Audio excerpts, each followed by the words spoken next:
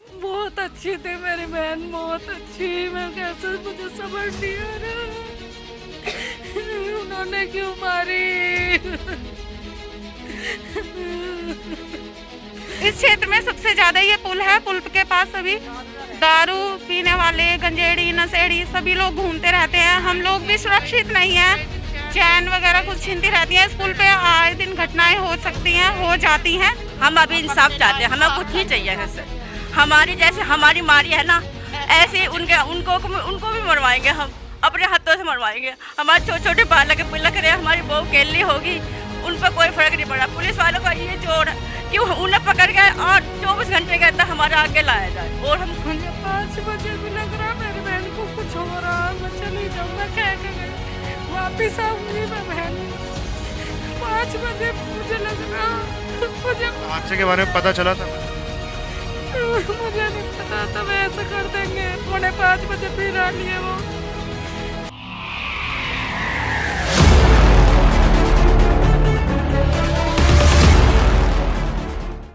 इस वक्त हमारे साथ उनके बेटे मौजूद हैं। सर अपना नाम बता दीजिए। राहुल गौतम। इस हत्या को लेकर किन लोगों पे शक जताया जा रहा है? सखजी उन्हीं पे ही है जो हमारा माल बनाते थे, ठेकेदार के लड़के हैं वो दोनों। वही आए थे शाम को। मौसी ने भी देखा है, हम तो थे नहीं यहाँ पे। मौसी ने देखा है और वाइफ ने भी उन्होंने भी आवाज़ सुना, आवाज़ पहचानी। इस वाक़े के बारे में कैसे खबर मिली सर आपको? फ़ोन गया था गली में से, फ़ोन गया था एक का, उसी ने बताया था। तभी मैं फिर तुरंत आया, तो फिर मैंने देखा कि पहले कभी कोई धमकी वगैरह, कोई नोकझोंक हुई हो उनसे? नहीं नहीं नहीं नहीं, किसी से कुछ नहीं था। पुलिस द्वारा सुरक्षा दी गई आपके परिवार को अभी तक? नहीं, कुछ सुरक्षा नहीं दी गई। केस वापसी लेने का कहीं से दबाव बन रहा हो इस प्रकार? नहीं नहीं, केस वापसी लेने का तो कोई मतलब ही नहीं। जी सर, दिल्ली पुलिस से आप क्या गुजारिश करें? दिल्ली पुलिस कमिश्नर से मैं ये रिक्वेस्ट करता हूँ हाथ जोड़ के कि यहाँ पे हमारे घर के पास में नाला है, यहाँ पे वारदात होती रहती, काफ़ी दिन से हो रही लूट मार। थाने के अंदर भी रिकॉर्ड हो गई है, ये मेरे कहने से ही नहीं है। और यहाँ पे जो है पुलिस चौकी बननी चाहिए और हमें सुरक्षा मिलनी चाहिए, क्योंकि मेरे जो हमारी जो मिसेज के साथ में जो ये इतना बड़ा कांड हुआ है, मतलब एक मर्डर, कैंची से मारना, गला काटना, कैंची अंदर ही छोड़ दी, सर में ईंट से वार करा, और सर दोबारा मेरे परिवार पर हमला होएगा ज़रूर, ये मुझे उम्मीद है। तो सरकार ने, हमारी जो करावल नगर की पुलिस ने कोई हमें सुरक्षा नहीं दी। सुबह से हम यहाँ बैठे हैं, इंतज़ार कर रहे हैं। कल भी 2 पुलिस वाले सिर्फ जब यहाँ से अर्थी लेकर जा रहे थे, कम से कम 1000 औरत आदमी थे, तो पुलिस की कोई वो नहीं थी। 2 पुलिस वाले हमें वहाँ जाकर शमशान में दिखे, और उनके अलावा कोई पुलिस वाला नहीं आ रहा इधर पूछने हमारी कुछ भी। हाँ, दोबारा अगर हमला हो गया तो पुलिस क्या कहेगी फिर? पुलिस की है कोई जिम्मेदारी, या दिल्ली सरकार की? दिल्ली सरकार के तो अंडर में पुलिस है ही नहीं यहाँ की। जो यहाँ पे केंद्र बोलते हैं, क्या बोलते हैं, केंद्र के हाथ में है ये। तो सर हम हाथ जोड़ के ये कहते हैं कि हमें सुरक्षा दी जा, और यहाँ पे एक पुलिस चौकी है, कैमरे लगाए जाए गली में। कैमरे तो पूरी गलियों में ही होने चाहिए, और हमें सुरक्षा मिलनी चाहिए। क्योंकि आज मेरी पत्नी के साथ में ये हुआ है। जो हमारी कॉलोनी की औरतें हैं, गली सारी डरी हुई है। चाहो तो आप किसी से बात कर सकते हो, मैं ये अपनी तरफ से नहीं कर रहा।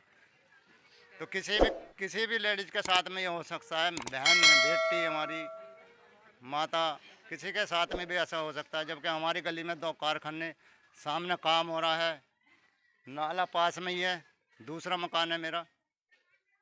यहाँ पे ऐसा इतना खौफनाक एक मर्डर हुआ है, तो इससे ज़्यादा तो कोई और ख़तरनाक मर्डर नहीं हो सकता। इस वक्त हमारे साथ उनकी बहू मौजूद है। मैडम आपका नाम? रूपाली गौतम। आप हादसे के वक्त घर पर मौजूद थी? जी। कौन लोग आए थे मैडम उन्हें बुलाने के लिए? एक बार तो 3:30 बजे आए थे वो, तो 3:30 बजे दिखा के बोरे लेने आए थे वो, तो मना कर दी थी कि बोरे नहीं है, अब नहीं आना। फिर वो दोबारा आए कि आंटी बोरे ढूंढ के रखना, इतना हम अभी आ रहे हैं, कुछ काम है बाहर से, उसे करके आ रहे हैं, अभी ढूंढ के रखना। मम्मी ने यूँ कह दिया कि जब नहीं है बोरे, तुम दिखा तो दिया कि नहीं है बोरे, अब मत आइए, बाद में आना। फिर इतना है कि वो चला गया। फिर दोबारा आया 4:30-5 बजे के आसपास। मेरी बड़ी बेटी है, उसका ट्यूशन का आने का टाइम हो रहा था, तो मम्मी अंदर थी मेरे पास ही, दूसरा कमरा हमारा वहाँ पे थी। तो आवाज़ लगाई कि राहुल आंटी बोरे ढूंढ लिए। तो मैं मम्मी को छुट्टियाँ कर रही थी, तो मम्मी छुट्टियाँ करती करती बाहर आई, कह रही हाँ जब नहीं मिले बोरे तो क्यों आ रहा बार बार। तो एक को तो देखा था मैंने, वो आता है अमन नाम का, और जो एक था उसकी आवाज़ सुनी थी खाली, वो दिखाई नहीं दिया था गली में, मतलब अमन ही था खाली। तो मम्मी गई है नीचे कि मैं मना कर रही हूँ, मैं कहा मम्मी मैं जाओ मत ना नीचे, जब नहीं मिले बोरे तो क्यों जा रही हो। कह रही है मान नहीं रहा, इसको बोरा दे के आऊँगी और प्रिंस का टाइम हो रहा है आने का, उसका लेके आऊँगी। नीचे गई है, फिर आई नहीं ऊपर। मैंने ऐसे गली में झाँका बाहर 10-15 मिनट बाद ही, तो आवाज़ भी लगाई, मैं कहा मम्मी मम्मी, तो कोई रिस्पॉन्स नहीं आया बाहर से। कोई चीखने चिल्लाने की या नोक झोंक की आवाज़ आई हो? कुछ भी नहीं था जी, गेट लग रहा था मैम वहाँ का, जो हमारा दूसरा वाला घर है उसका गेट लग रहा था। अगर खुला भी होता तो मैं जाके देख भी लेती कि गेट खुला क्यों है। मैंने कहा लग गया है शायद, मम्मी वहाँ पे गई हूँ प्रिंस को लेने ट्यूशन में, आवाज़ लगा रही हूँ तो आवाज़ नहीं दी मम्मी ने। फिर उसके बाद आपको पता कैसे चला इस हत्या के बारे में? वो गांव से फूफा जी आ रखे थे हमारे, फूफा जी आए थे तो उनके लिए मैं नाश्ता पानी बनाया था ना। तो वो पूछ रहे नु कहाँ गई हम तुम्हारी मम्मी। मैं कहा फूफा जी मम्मी को तो थोड़ी देर हो गई है, ऐसे ऐसे वहाँ पे गई थी, जब से आई नहीं, बोरे लेने गई थी तो वहाँ से आई नहीं है। तो वो नाश्ता करके थोड़ी देर बैठे हैं यहाँ मेरे पास। फिर वो नु कह रहे कि नहीं मैं नीचे देखा हूँ कितना काम हुआ उस घर में पल्ले वाले में, उसे देखे हूँ। तो जैसे उन्होंने कुंडी खोली तो उन्हें वहाँ सारे में ब्लड वगैरह दिखाई दिया बहुत सारा। तो वो ऊपर आए मेरे पास के लाली, उस कमरे में तो ऐसा ऐसा हो रहा है। मैं कहा हैं, जब मैं गई हूँ कमरे में देखने, जैसी थी वैसी चली गई मैं देखने, देखा तो वहाँ ब्लड पड़ा बहुत सारा। अब खींच के मम्मी वहाँ डाल रखी दूसरे वाले नीचे वाले कमरे में। और जब मैंने तो सारे में बताया नो देखो क्या हो रहा घर में, क्या हो रहा। जी मैडम, क्या लगती थी आप उनकी? छोटी बहन। तो आपने देखा था हत्यारों को? हाँ देखे, कितने लोग होंगे? 2 आए थे 3:30 बजे। हम तीनों बहन यहीं बैठे थे, एक मेरे ताऊ की लड़की, एक मैं और बड़ी बहन दोपहरी में खाना खा रहे थे। और वो 2 आए, बोरा मांग रहे हैं, उनकी बोरा चाहिए बोरा। मैं कहने लगी, मैं कहा बहन मैं जा रही हूँ नीचे को, मैं दिखा दूँगी, तो नहीं मान रहे। तो वो कह भी रही थी, मैं कहा जो कल को राहुल से ले जाइए सुबह बोरा, नहीं हमें तो आज ही चाहिए। ऐसा फोर्स से कर रहे तो मैं चली गई। बहन जी कहने लगी नु लली ग्रिल में चाबी टंग रही, जा दिखा दे ताला खोल के। मैंने उधर गई, ताला खोल रही थी, मेरे से खुला नहीं। बोले भैया तू खोल ले, नु मैं खोल लूँगा। ऊपर गया, देख के आया। मैं इनसे आवाज़ लगा गई, भाई यहीं खड़ी ग्रिल पे। मैं कहा बहन जी मैं जाऊँ ऊपर इसके साथ, मुझे उसका चेहरा देख कर ठीक न लग रहा, मुझे दहशत सी लग रही थी। मतलब वो थोड़ा अजीब सा चेहरा क्या? लग रहा था, काला सा था हल्का, मुझे ऐसा लगा जैसे वो नशे से मैं था। तो मुझे कुछ दहशत सी लगी, मैं उनसे पूछ रही मैं जाऊँ इसके साथ ऊपर। बहन जी कहने लगी ना तू मत जावे, इसके साथ ऊपर मत जावे, तू नीचे ही रह, आप देख आएगा। वो ऊपर देख आया, फिर वो कहने लगा ऊपर नहीं है। तो भैया ताला लगा के मुझे चाबी दे दे, लगा दिया उसने। फिर वे कहने लगी तो अंदर का कमरा खोल के भी दिखा दे, अंदर देख लेगा। अंदर की कुंडी खोल ली, मैं देख ले भाई, देख लिया उसने। कहने लगा नहीं है आंटी अंदर भी नहीं है, आप ही आओ नीचे, आप ही आओ। मैं कहने लगी, मन का बहन जी तुम थक रही हो, तुम मत आओ अब नीचे। मुझे वे अजीब से लग रहे थे, मुझे कुछ अच्छा नहीं लग रहा। मैंने कहा मैं कहा अब तुम मत आओ नीचे। मैंने उनसे कही, मैं कहा भाई जाओ, जो अपने घर क्यों ज़बरदस्ती कर रहे हो, एक बोरे के मारे मैंने कहा जिद्दी करे जा रहे हो। मैं कहा जाओ कल को ले जाइयो। मैंने उन्हें कही अपने घर को जाओ, यहाँ मत रहो। तो वे मेरे सामने तो वे चल दिए। मेरी ताऊ की लड़की उधर को चली गई, इधर घर है, मैं उधर नाले की तरफ 7 नंबर में रहूँ, मैं इधर को चल दी। मेरे सामने वे चल दिए और वे गए नहीं, वही यहाँ के यहीं आ गए दोबारा। फिर कहने लगे आंटी ढूंढ कर रख लेना और हम आएंगे दोबारा। और मुझे ऐसा लग रहा तू जा मत घर, मुझे 5 बजे भी लग रहा मेरी बहन को कुछ हो रहा, मैं चली जाऊँ। मैं कह के गई वापिस आऊँगी मैं बहन, 5 बजे मुझे लग रहा, मुझे हादसे के बारे में पता चला था कुछ ऐसा? मुझे नहीं पता था वे ऐसा कर देंगे। 4:45 बजे फिर आ लिए वो, मुझे नहीं पता था ऐसा हो जाएगी। सूचना कैसे मिली आपको इस हादसे की? मेरी रूपाली ने फोन करा, उन्होंने मम्मी को कुछ हो गया, मैं एकदम भागी आई। पता नहीं ऐसा हो गया जब कुछ भी ना था उनमें। पहले जब आए तो कुछ हथियार वगैरह थे उनके हाथ में, कैंची वगैरह जैसे बता? जैकेट पहन रहे थे और उन्होंने अंदर ही रख रखा होगा, अंदर ही होगा, उन पर जरूर होगा। पर उन्हें जब उनकी ताल नहीं लगी, उन्होंने अकेले देख के जब फिर जबरदस्ती बुलाई है। वे तो भलाई करती थी सबकी, किसी चीज को नाई नहीं करती थी किसी को भी। उन्हें पता था ये आ जाएंगी।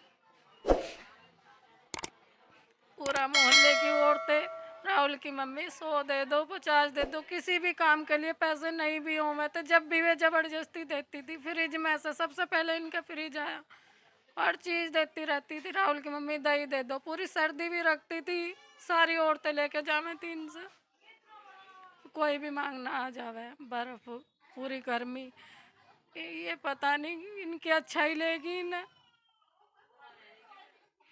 और उनका नाश हो। किस सजा की मांग करते हैं आप दिल्ली पुलिस से? मेरे सामने आ जावे मैं तो उन्हें मारूंगी, चाहे मैं लटक जाऊं फांसी पे। मेरे तो आदमी भी नहीं है, मेरी बहन ने मुझे पाला बचपन से, मेरा सहारा थी, माँ बाप थी मेरी। इतना मुझे माँ से प्यार नहीं जितनी मेरी बहन ने मुझे प्यार करा शुरू से। मुझे डेंगू हुआ भी, 20,000 रुपए लगाए, कह रही मैं तेरे पे सब कुछ करूंगी, पूरा काम करती थी मेरे घर का। मेरी लोंडिया नहीं है, काम काम कर रही है, लाली तू पढ़ा अपनी लाली को, मैं तेरा पूरा काम करूंगी घर का, पैसे भी लगाऊंगी मैं तुझे, प्राइवेट भर्ती करी मैं, ठीक करी। बहुत अच्छी थी मेरी बहन, बहुत अच्छी। मैं कैसे, मुझे समझ नहीं आ रहा उन्होंने क्यों मारी। कह रही मैं ठीक कर दूंगी तुझे, टेंशन मत लिया कर। मेरे पति के बाद इतना संभाला मुझे, हद से ज्यादा। आज मैं किसका सहारा देखूं, कोई नहीं दिख रहा। इस वक्त हमारे साथ तारा बोध जी के पति मौजूद है। सर, इस वाक़े के बारे में आपको कैसे पता चला था? सर मैं राजपाल बोध हूँ, तारा बोध का पति। सर मतलब दोपहर से बाद बताऊँ या शाम के बताऊँ जब मुझे पता चला? जब शाम को आपको पता चला? सर करीब 6:32 पे मेरी जो लड़के की पत्नी है रूपाली बोध, उन्होंने मुझे फ़ोन करा। मैं घर आने के लिए तैयार था, बैठा था, लेकिन अगर फ़ोन नहीं जाता तो मैं शायद 15 मिनट में लेट आता। मेरा टारगेट ये था, कुछ सामान लेकर आना था। तो सर लड़की ने फ़ोन करा, हमारी बेटी है, बहू बेटी है की बात है। 6:32 पे फ़ोन आया, मैंने देखा सुना एकदम जल्दी से। मैंने कहा या तो कुछ सामान मंगाया होगा, मैं जल्दी से ख़रीद कर चलूँगा घर। तो आवाज़ आई, पापा घर आ जाओ जल्दी। मैं कहा बेटा क्या हुआ? पापा मम्मी को कुछ हो गया। मैं एकदम भाग लिया, किसी से मैंने अपने लड़के से बात नहीं करी, भाग लिया मैं एकदम लंच बॉक्स लेकर। भाग के मैं एकदम मेन रोड पर आया। मेन रोड पे मैंने देखा तिराहे पे ऑटो मिलेंगे मैं यहाँ के, मैंने वहीं एकदम ऑटो मंदा जा रहा था। मैं कहा भैया कहाँ जा रहे हैं? सीलमपुर में बैठ गए एकदम बगैर रुकी। मैं कहा भैया एकदम मेट्रो स्टेशन ले चलो। मैं कहा हमारे साथ कुछ हादसा हो गया। तो क्या लगा अंकल? मैं कहा मैं 50 रुपये दूँगा। उसके बोलने से पहले मैंने बोला 50 रुपये दूँगा। नो ठीक है अंकल। वो लेकर आता रहा, मैं फ़ोन पर बात करता रहा। जो बच्चे हैं मेरे जिनसे नंबर थे बात हो रही थी। मैंने कहा गली में कोई है, गली में बात करो किसी से जल्दी। फिर मैंने कहा एकदम हॉस्पिटल लेकर पहुँचो। अरे बड़ी गाड़ी नहीं है, स्कूटी मोटरसाइकिल किसी के पास भी नहीं है क्या? मैं इस तरीके से बात कर रहा था, अपने आप मेरा वो घटता जा रहा था मनोबल। तो सर मुझे बताया कि नहीं तुम घर आओ। फिर मैं कहने लगा उससे ऑटो वाले से, भैया तू घर पे ले चल, मैं अपनी मिसेज को घर पे ऑटो में बैठा के मैं हॉस्पिटल लाऊंगा, मैं 50 नहीं तुझे 100 रुपये दूंगा। फिर मैंने बोला नहीं सोनी, मैं तुझे जितने तू कहेगा उतने पैसे दे दूंगा, पैसे की चिंता मत करना, पैसे पूरे खर्च कर दूंगा मैं। नो अंकल मैं सीलमपुर का बेटा तू चिंता मत कर, तेरे साथ अगर हादसा ऐसा हो जा कुछ जैसा मेरे साथ में होने जा रहा, मुझे पता तो था नहीं कि मृत्यु होगी, घर पे आने से मुझे पता चला। तो उस बच्चे ने कुछ नहीं बोला, ऑटो ने, मैं यहाँ उतरते एकदम उन्हें रोका, मैं भाग के एकदम यहाँ पूरी गली फुल भरी हुई थी, मैंने यहाँ आके देखा, मैंने कहा हो सके गेट के बाहर ही लिटा रखी हो, मेरी इंतज़ार देख रहे हो, वही लेके चलेंगे साथ।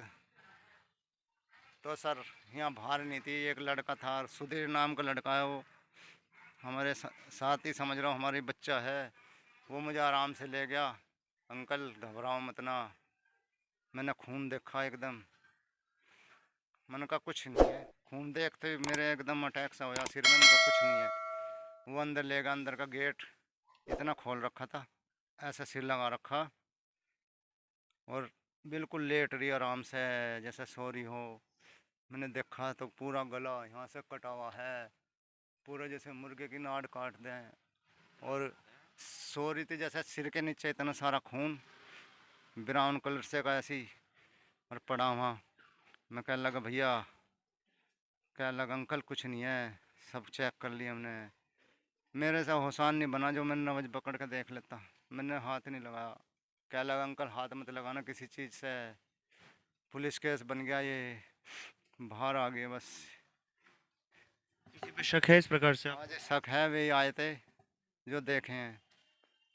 एक तो अमन है लड़का जो ठेकेदार उनका जो पापा है वे सिलाई करते थे पहले हमारी ठेकेदारी, और वे तो ख़त्म हो गए थे पिछले साल। उनके लड़के दोनों ने उन्होंने काम संभाल रखा था, वे काम करते थे।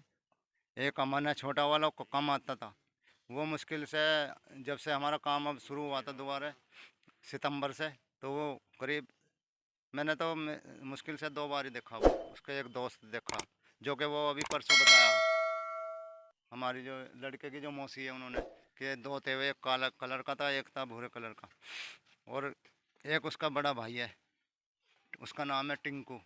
उससे हमारा लेना देना चलता था, मेरा और मेरे बेटे का, उसी के हाथ में था सारा काम उसका, अपने घर का, हमारे यहाँ पे माल लाना, पेमेंट देनी, उसी से बात होती थी। छोटे वाले से कभी कोई बात नहीं हुई, कभी बड़े से हमने कुछ नहीं हुआ। अंकल जी क्या बोलते थे, हम कहते थे बेटा जो पैसे हैं कमेटी के मैं पेमेंट कर दूंगा, किसी की 1,80,000 रुपये मुझे देने थे, जनवरी का टाइम दे रखा मैंने, बेटा तू देगा तो थोड़ी सहूलियत हो जाएगी, नहीं देगा तो मैं तो भाई घर आने से पहले उसका काम निपटाऊंगा। देखो मेरे ये तो है नहीं कि जब देना है तो देना ही है। देखो तो ये हादसा हुआ सर।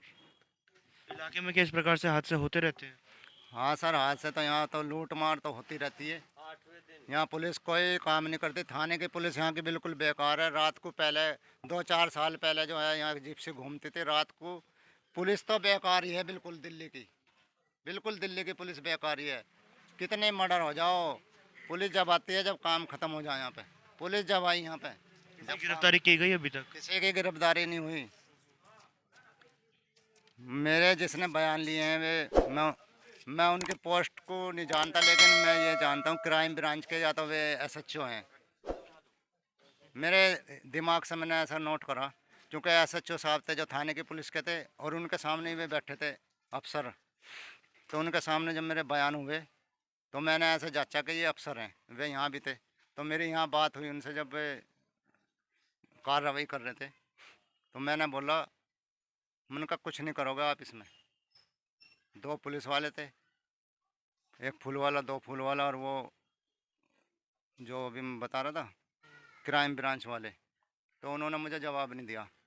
उम्र का लिहाज समझ लो, या एक मेरे साथ में ऐसा हादसा हुआ इसलिए जवाब देना मुझे उन्होंने अच्छा नहीं समझा।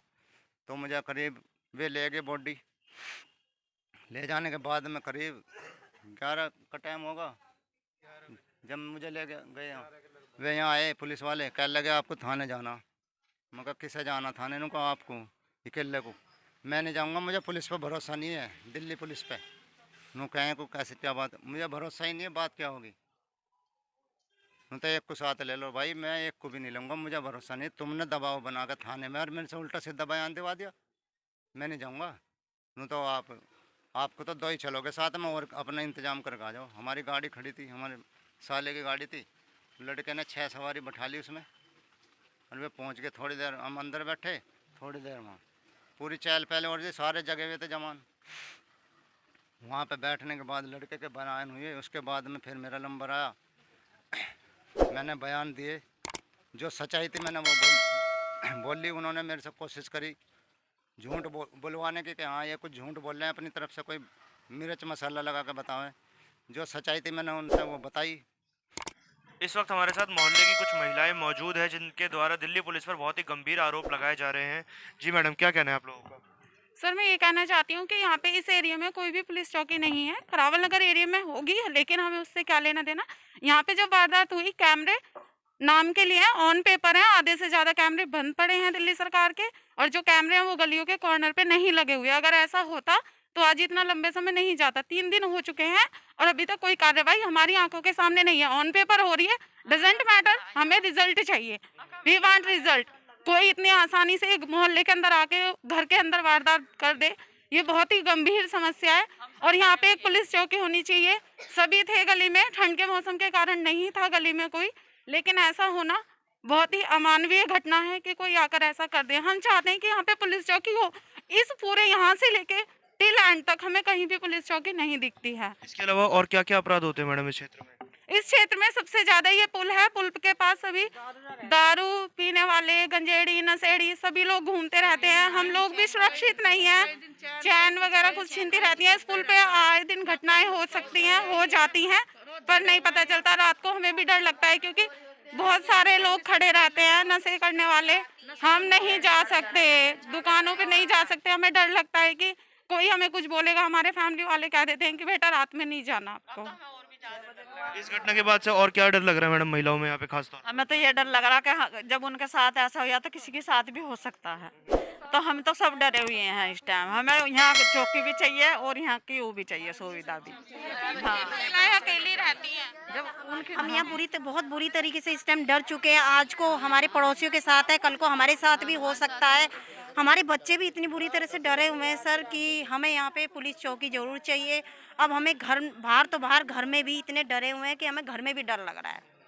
हम ये चाहते हैं कि यहाँ पे पुलिस चौकी बने और आए दिन यहाँ पे कुछ ना कुछ, कभी चैन, कभी कानों के छीनते रहते हैं, पर्स, बहन बेटियों के पर्स वगैरह भी छीनते रहते हैं। यहाँ कोई सुविधा हमें नहीं मिल रही है सर। और बीट ऑफिसर्स भी यहाँ पर नहीं आते। हमने कभी भी यहाँ पे पुलिस का सायरन नहीं सुना इतनी आसानी से कभी भी। महिलाओं के प्रति यहाँ पे अपराध बढ़ते हुए नजर आ रहे हैं मैडम। बहुत ज्यादा। अब ये पहला कांड हुआ हमारे गली में, हमें बहुत डर लग रहा है। बताओ घर के घर में ये ऐसा काम होगा गली वालों को, हमें किसी को भी कोई पता नहीं। ना नहीं तो नींद आ रही। पुलिस वाले का जोर हो बस कि हमारे कैदी है ना पकड़े जावे। हम अभी इंसाफ चाहते हैं, हमें कुछ नहीं चाहिए है सर। हमारी जैसे हमारी मारी है ना, ऐसे उनको भी मरवाएंगे, हम अपने हाथों से मरवाएंगे। हमारे छोटे छोटे बाल लगे बिलख रहे, हमारी बहू केली होगी, उन पर कोई फर्क नहीं पड़ा। पुलिस वालों का ये जोर है कि उन्हें पकड़ के और 24 घंटे के अंदर हमारे आगे लाया जाए, और हम कुछ नहीं चाहते बस। और लड़कियों की सुरक्षा चाहते हैं हम। आज तुम्हारी, कल तो हमारी 2 थी, अगर वो अंदर भी घुस जाते हैं, हमारी बहू को ऊपर भी मार देते तो बताओ क्या कर लेते? एक को भी छोड़ देते, वो बच्चे भी तो हमारे छोटे कोई ना था हमारे यहाँ से पुरुष। बताओ क्या करेंगे अब हम? हमारी एकली बहू रह गई यहाँ से। ये सोचो, अगर आज इसकी गैल हुआ, कल को उसकी गैल भी हो सकता है। तो भैया हमें तो सुरक्षा चाहिए इस गली की, बस पूरी गली की सुरक्षा चाहिए, और हम कुछ नहीं चाहते। इस हादसे के बाद कोई पुलिसिंग वगैरह यहाँ पर बड़ी हो, पुलिस के गश्त बड़े हो मैडम, किस प्रकार? कभी नहीं आते भैया। कुछ चढ़े फांसी पे, कौन चढ़ा फांसी पे? कल को साथ कर सकते हैं, तो कर सकते हैं, कौन चढ़ा भैया फांसी पे। और पुलिस ने कभी नहीं आती है यहाँ, और यहाँ नशेड़ी घूमते रहे हमें रात के। कछु नहीं करते हैं करते हैं को करते हैं। जब आते गोश पुलिस वाले नहीं आते, जब आते पुलिस वाले गोश नहीं आते। गुण चढ़ाओ भैया फांसी पे, कछु भी करो, गोश नहीं आते। बता कैसी हो जाओ। और दिन में घर में धस के मारे गए तो वो 100 कर सकते को, तो वो तो फरार रह गए। उन्हें पकड़ के मरवा चढ़ा फांसी पे, भाई जमांग है, मैं बता दूं। बहुत ही गंभीर आरोप यहाँ पर इस वक्त करावल नगर पुलिस के ऊपर लगाए जाते हैं कि जिस प्रकार से हम देख पा रहे हैं इस क्षेत्र में आए दिन अपराध बढ़ते जा रहे हैं। हम मीडिया के माध्यम से भी देखते हैं, सोशल मीडिया पर भी ये चीज़ें काफ़ी उजागर होती है कि इस क्षेत्र में खास तौर पर जैसे कि सीमावर्ती क्षेत्र है, यहाँ पर नाला भी है जो इस वक्त नशे का अड्डा बन चुका है। यहाँ पर दारू, शराब और ड्रग्स के अलावा स्मैक यहाँ पर लोग पीते हैं और कई भी यहाँ पर हम देख पाते हैं कि और भी यहाँ पर छोटे बच्चे भी इस चीज़ को लेकर इन्वॉल्व हो रहे हैं, ड्रग्स में, दारू में, नशे में, और यही लोग आगे बढ़कर आपराधिक गतिविधियों को अंजाम देते हैं। जैसा कि यहाँ पर हुआ, एक महिला को, अकेली महिला को घेर कर मार दिया जाता है। 2 या 3 लोग बताए जा रहे हैं जिन्होंने उनकी निर्मम हत्या कर दी। कैंची से उनकी गर्दन पर और पेट पर वार किए गए थे, जिसको लेकर यहाँ पर जो महिलाएं मौजूद हैं इन लोगों में भी एक डर का भाव है, क्योंकि जो एक के साथ हो सकता है कल को किसी और के साथ भी हो सकता है। जैसे कि आपको बता दें कि 2 अपराधी अभी तक पकड़े नहीं गए हैं और जो भी होते वो अब इस वक्त फरार चल रहे हैं, जिसके चलते वो परिवार पर दोबारा हमला करने की कोशिश भी कर सकते हैं।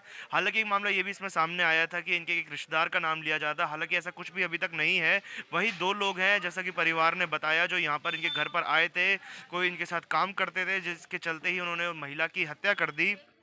और बहुत ही डरावना वो मंजर था जिस प्रकार से अकेली महिला के गर्दन पर वार कर दिया जाता है कैंची से, उनके पेट पर कैंची को गोद कर बुरी तरीके से उनको जख्मी कर दिया जाता है, जिसके चलते उनकी मृत्यु हो जाती है। उसके बाद क्षेत्र में यहाँ पर जो आरोप लगाए जा रहे हैं पुलिस के ऊपर और प्रशासन के ऊपर कि कोई भी सख्ताई दिल्ली पुलिस द्वारा यहाँ पर नहीं दिखाई जा रही और कैमरे यहाँ पर जो मौजूद हैं वो चलते नहीं है, तो ना के बराबर ही वो चीज़ है। तो हम चाहेंगे कि इस वीडियो को आप लोग ज़्यादा से ज़्यादा शेयर करें ताकि प्रशासन के और दिल्ली पुलिस के आला अधिकारियों तक ये बात पहुंचे और जो प्रशासन इस वक्त गूंगा बहरा होकर बैठा है, जो कोई चीज़ देख नहीं पा रहा, अंधे प्रशासन तक भी ये बात पहुंचे और वो सख्त से सख्त कार्रवाई करें, उन अपराधियों को जल्द से जल्द पकड़ा जाए और कठोर दंड उन लोगों को दिया जाए ताकि ये परिवार की सुरक्षा और क्षेत्रवासियों की सुरक्षा भी बनी रहे और दिल्ली पुलिस का जो वर्चस्व है वो क्षेत्र में ज़रूर कायम रहना चाहिए। कैमरा पर्सन खुशी के साथ मैं आयुष शर्मा, स्वराज मीडिया नेटवर्क।